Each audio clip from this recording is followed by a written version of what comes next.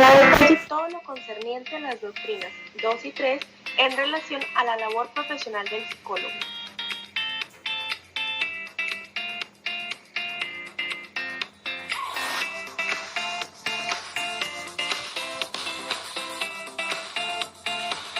Comenzaremos abarcando primero que todo la doctrina número 2, donde se señala la importancia del secreto profesional en la praxis del psicólogo. Para los efectos de esta doctrina, se acogerá como secreto en correspondencia con la tercera definición de la RAE, donde el secreto profesional está concebido como un derecho del usuario y como un deber del psicólogo, debido a que es la obligación que tiene éste de mantener en reserva toda la información que llegará a conocer de parte de sus usuarios en ejercicio de su labor profesional. Aparte de lo expuesto, el secreto profesional actúa también como una garantía de confianza para evitar el abuso que pueda llegar a generar ese poder que se le es conferido a otro al entregar su información privada.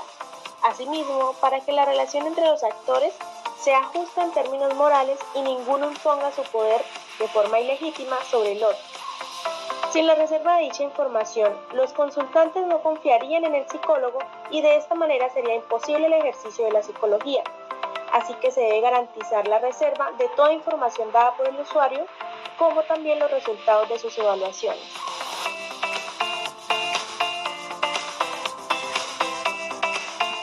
La principal herramienta del psicólogo es la información recibida por parte del consultante sobre su vida privada, así como de su comportamiento habitual. Esta herramienta sería imposible la praxis del psicólogo, por lo que no es de más mencionar que la confianza brindada del psicólogo va a permitir que una intervención adecuada. En lo dispuesto por el artículo 74 de la Constitución Nacional, se establece que el secreto profesional es inviolable. Asimismo, en concordancia con lo señalado en el artículo 13 de la Ley 1090 de 2006, el psicólogo deberá ajustar su praxis a los principios éticos de beneficencia, no maleficencia, autonomía, justicia, veracidad, solidaridad, lealtad y fidelidad, todos ellos relacionados con el secreto profesional.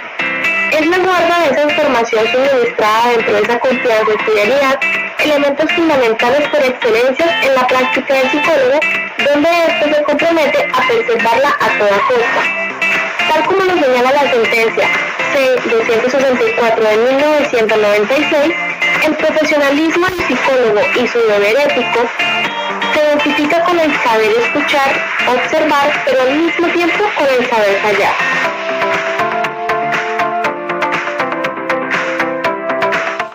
El secreto profesional es un derecho constitucional que no está definido como fundamental. Sin embargo, cabe recalcar que cualquier derecho que tienen las personas se puede tornar fundamental cuando su violación entra en relación directa y afecta a uno de carácter fundamental.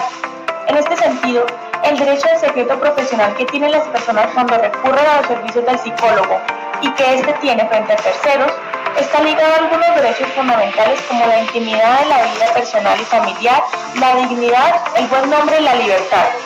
Es así como el secreto profesional se convierte en un derecho fundamental de especial protección por parte del Estado. En cuanto a la protección del secreto profesional, la Ley 1090 de 2006 obliga al secreto incluso después de muerte del usuario o en caso de desaparición en el caso de instituciones públicas o privadas. Tampoco se libera al psicólogo de las obligaciones del secreto profesional. Para esta ley, el secreto es más que un imperativo legal, es un precepto ético que está implícito en los principios que rigen la praxis del psicólogo.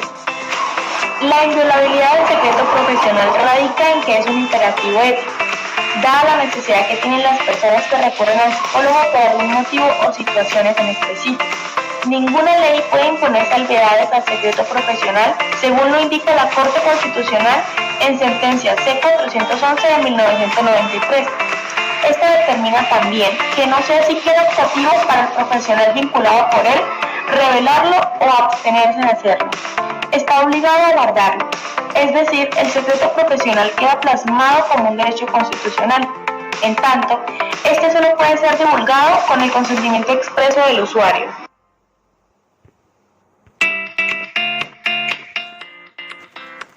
Revelar distinto a divulgar.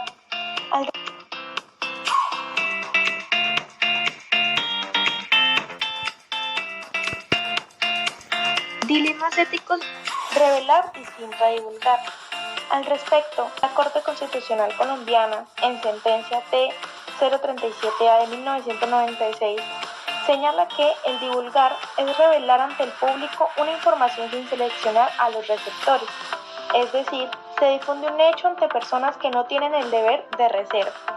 En cambio, revelar es la información dentro de la reserva profesional, es decir, entre los profesionales que tienen la misma obligación de reserva del secreto. Dilemas éticos relacionados con el secreto profesional. Al psicólogo, según la Constitución Nacional, no le está permitido divulgar el secreto profesional. Sin embargo, en situaciones de extrema complejidad como la posible consumación de un delito, se convierte en un dilema ético, donde el psicólogo podrá hacer uso de algunas herramientas éticas y legales que le podrían ser permitidas de acuerdo con las circunstancias de tiempo, modo y lugar en que se presente el dilema ético de revelar o no el secreto.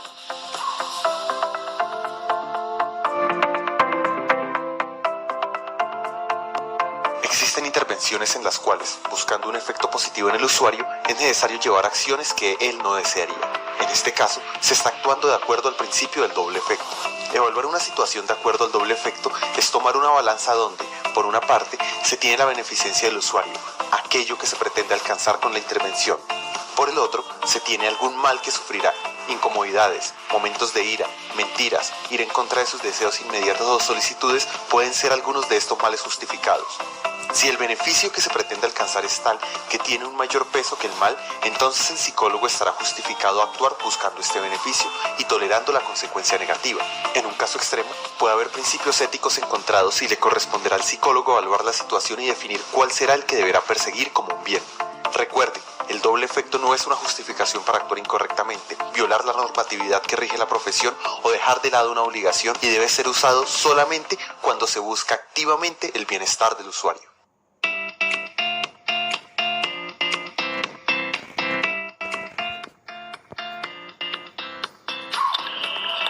Estado de necesidad. El estado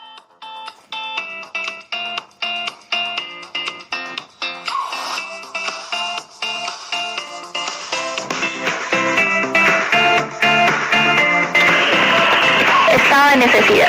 El estado de necesidad es la herramienta con la que el psicólogo puede violar el secreto profesional, teniendo en cuenta que debe proteger a un tercero de un peligro inminente, en cuyo caso no hay otra alternativa.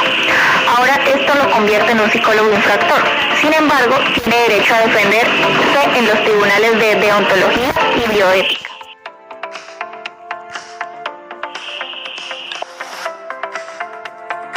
Un rector de una institución, según sea el caso. Esta situación debe quedar explícita en el consentimiento informado y la información quedará obligada a la reserva, en lo cual los terceros también tienen una responsabilidad.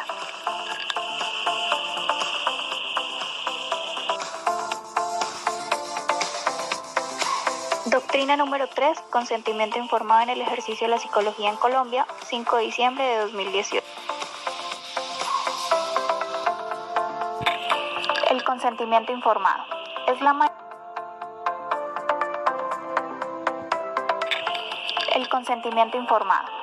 manera en la que el psicólogo le expresa al usuario lo que va a hacer, es decir, las estrategias que va a implementar en un tratamiento o en qué consiste la evaluación que se le va a realizar.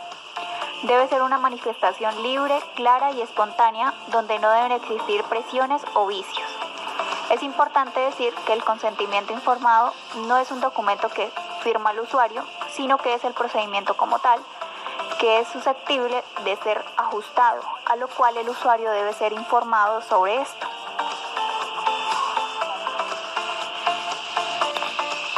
Base del consentimiento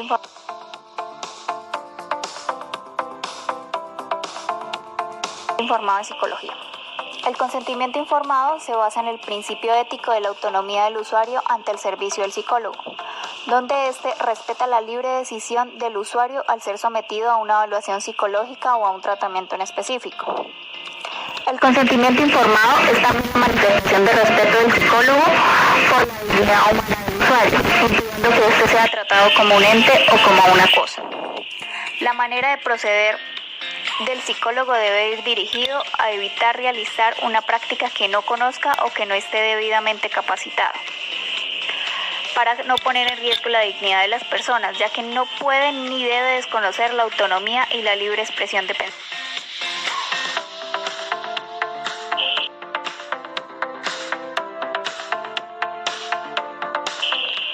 Consentimiento informado como un derecho del usuario y un deber del psicólogo.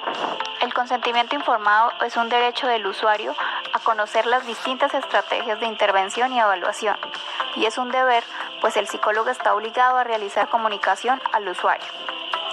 Este es un derecho de las personas en el ámbito de la salud a recibir información clara, oportuna, veraz y completa sobre su estado de salud, su diagnóstico y su tratamiento pronóstico.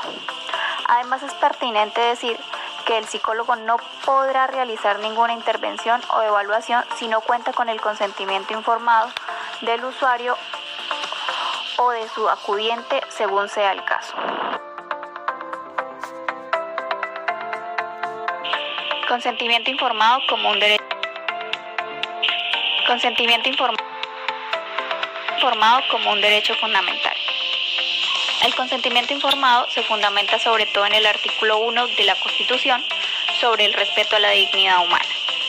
También fundamentado en los artículos 16 sobre el desarrollo de la personalidad y artículo 20 en el desarrollo de recibir información veraz y oportuna. La Corte Constitucional señala que el consentimiento informado es una consecuencia al derecho a la autonomía y a la libre información. Fuerza interpretativa del ordinal I del artículo 36 de la Ley 1090 del 2006. El ordinal I del artículo 36 de la Ley 1090 del 2006 señala que es un deber del psicólogo no practicar intervenciones sin el consentimiento del usuario o de un acudiente según sea el caso. El acudiente no puede ser cualquier persona, sino el padre o madre específicamente, o sus respectivos tutores legales, lo cual implica que un menor de edad u otra persona vulnerable no puede quedar desprotegido. Esto quiere decir que en caso de necesitar un acudiente, este debe ser una persona la cual los padres hayan cedido esa potestad o una autoridad jurídicamente competente. Tipos de consentimiento informado. Disposición legal y jurisprudencial para dar el consentimiento. El consentimiento informado solo lo puede dar el usuario o aquella persona que tenga capacidad o disposición jurídica para permitir que el psicólogo pueda proceder. Por lo tanto, existen tres categorías con respecto a la capacidad legal. La primera, son capaces las personas que pueden obligarse a sí mismas sin la autorización de otro. 2. Son relativamente incapaces los menores de edad o aquellas que estén bajo interdicción. 3. Son incapaces los dementes, los menores de 14 años y los sordomudos que no puedan darse a entender. Tipos de consentimiento informado. Recordemos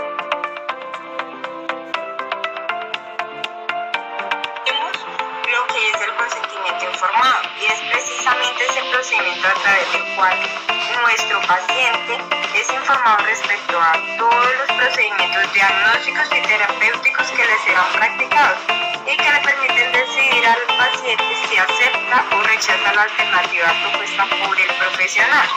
En el Colegio de Psicólogos Colombianos nos dan a conocer que es el derecho del cual solo pueden disponer las personas con capacidad jurídica. Entonces nos dicen que hay algunas circunstancias o situaciones en las cuales la persona no puede dar su consentimiento. Lo conocemos por estado cognitivo anormal, por inconsciencia, y no todos los menores son igualmente incapaces. También surgen tres clases de CIP, que ya lo veremos a continuación, donde encontramos el consentimiento informado pleno, el consentimiento informado asistido y el consentimiento informado sustituto o legal. En este primer tipo de consentimiento informado,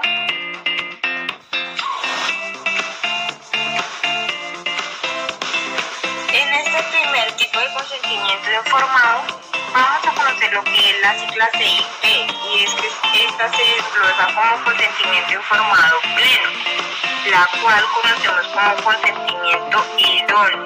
La Corte Constitucional de 1996 nos dice que es precisamente esta decisión que acepta o rechaza a un mayor de 18 años, sin ningún tipo de limitación cognitiva que le impida ser completamente consciente de la trascendencia del permiso que le está dando al psicólogo para continuar con el proceso. Para eso es importante entender que no existe ningún tipo de limitación, más allá que el derecho de un tercero o limitaciones que impone según la ley.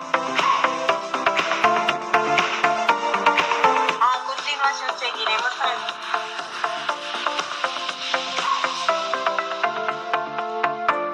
con el tipo de consentimiento informado asistido.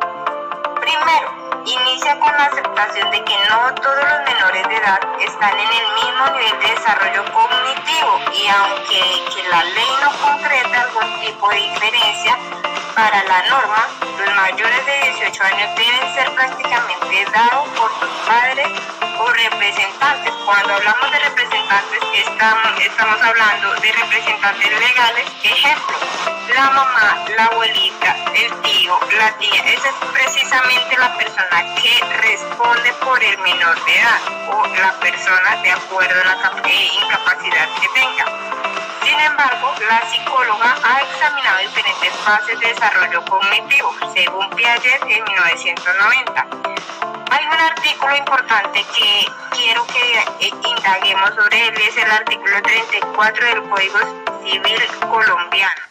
En ese prácticamente todo lo que les estoy comentando se transforma por la sentencia C-534 del 2005 de la Corte Constitucional, la cual es conocida por tres categorías referidas a los menores de edad. Encontramos la primera, que es el niño, que es toda persona que no ha cumplido 7 años.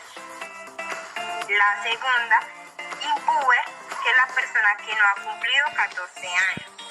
Y en la tercera, el adulto, que es claramente el que ha dejado de ser impuber, es decir, que ya cumplió los 14 años, pero es menor de 18 años.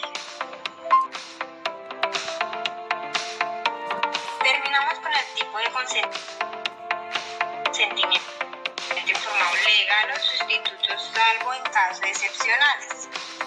Es decir, que las intervenciones con menores de 12 años o con personas en condiciones de discapacidad cognitiva son declaradas indirectamente de acuerdo con el parágrafo primero del artículo 36 de la Ley 1098 del 2006, lo cual nos da a conocer el Colegio Colombiano de Psicólogos en la doctrina número 3, la cual es la que estamos viendo.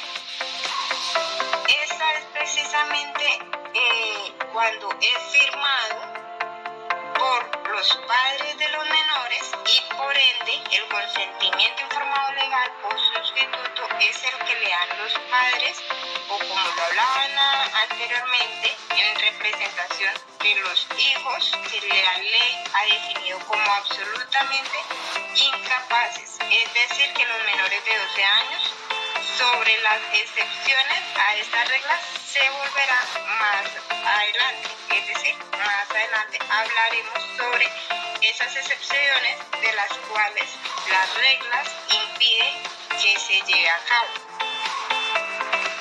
Elementos esenciales que dan validez al concepto.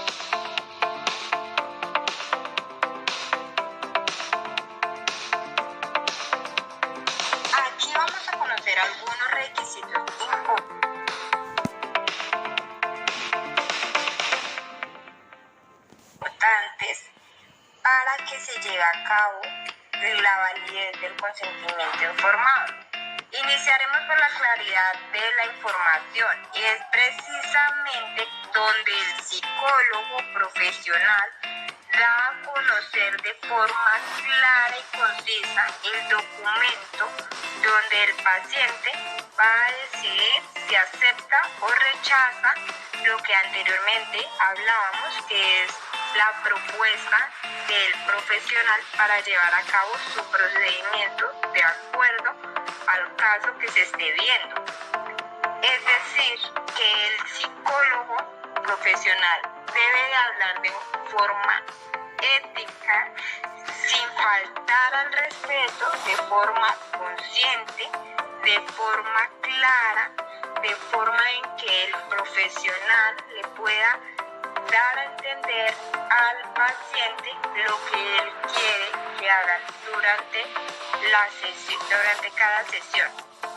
Entonces, es aquí donde el paciente va a tener la libertad de tomar sus servicios o rechazarlos de forma libre y espontánea, entendiendo ya lo que el profesional le ha comentado. En algunos casos el consentimiento debe ser escrito. Aquí es importante también tener en cuenta que el consentimiento informado no necesariamente debe quedar por escrito en todos los casos, pero sí en algunas situaciones en las que por dificultad de la situación se hace necesario que el consentimiento quede plasmado en un documento, quede por escrito. Y en algunos casos el consentimiento debe ser escrito. Aquí es importante también tener en cuenta que el consentimiento no necesariamente debe quedar por escrito en todos los casos, pero sí en algunas situaciones en las que por dificultad de la situación se hace necesario que el consentimiento quede plasmado en un documento, quede por escrito. ¿En qué situaciones hago referencia acá? Aquí, ejemplo, lo hago referencia en los casos de adopción que debe quedar por escrito. Ojo, si cualquiera de estos requisitos no se cumple, el consentimiento informado pleno pierde validez y podría dejar sin efecto toda la actuación del psicólogo. También hay algunas excepciones por las reglas generales del CIP. Cada intervención del psicólogo es única y particular. Se puede dar según la situación en que se presente, debido pues una de las condiciones facticias de cada caso, sea imposible pues obtener como este consentimiento informado, como también en condiciones de emergencia o en los primeros auxilios del psicólogo. Claro está que pues también tratándose de los menores de edad, el consentimiento de los padres puede ser no necesario o contraproducente.